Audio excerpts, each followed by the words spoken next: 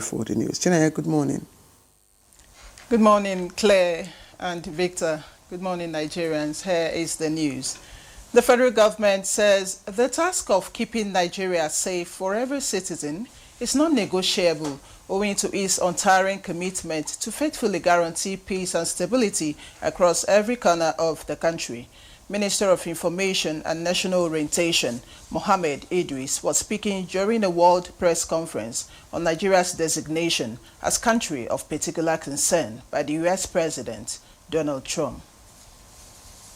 Yes, significant progress, to give you an example, has been made in the war against terrorism across the Northwest, Northeast, Southeast, North Central, and other parts of this country. Within this period, the number of terrorism-related attacks has plummeted. In March, a report, and I want you to listen to this. In March this year, a report by the Global Terrorism Index indicated that terrorist attacks were at their lowest in over a decade in Nigeria. The Nigerian government did not say this. It is also the international community represented by the Global Terrorism Index that has given out this information.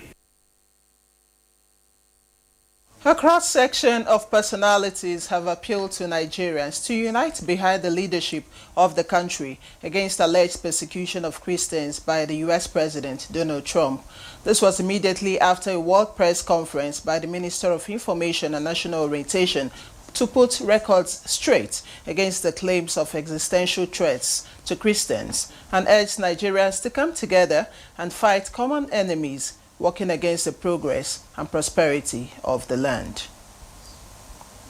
Our country, because this country belongs to us, and we know for sure there is no deliberate persecution or otherwise of any religion in this country. That is the truth, that is reality. Let us live the reality of our country and support our president. Any attempt to pretend to lie about an existence of a threat that is not real, but based on a perception that is faulty, I think it's something we should avoid.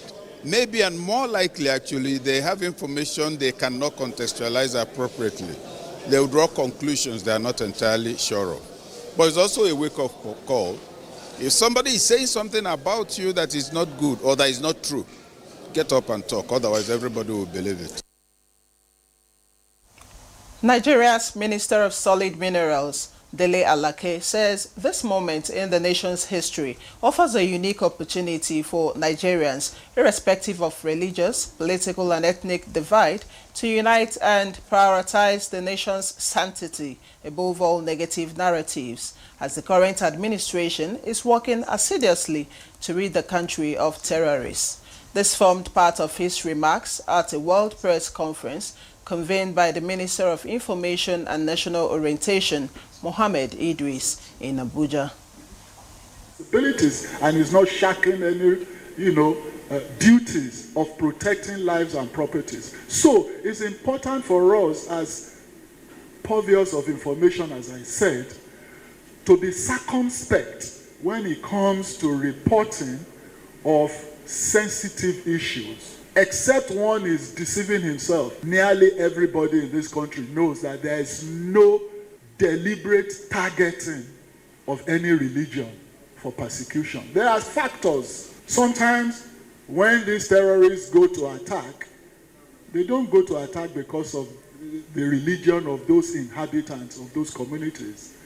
They go to attack for different reasons. Federal government has reached out to the international community, calling for support in its current drive to ensure stability and ongoing reform agenda, while issuing a firm reminder to respect the nation's sovereignty. Represented the Minister of Foreign Affairs, the Permanent Secretary of the Ministry, Umar Ahmed Dunoma, made the appeal while briefing diplomats stationed in their various missions in Abuja.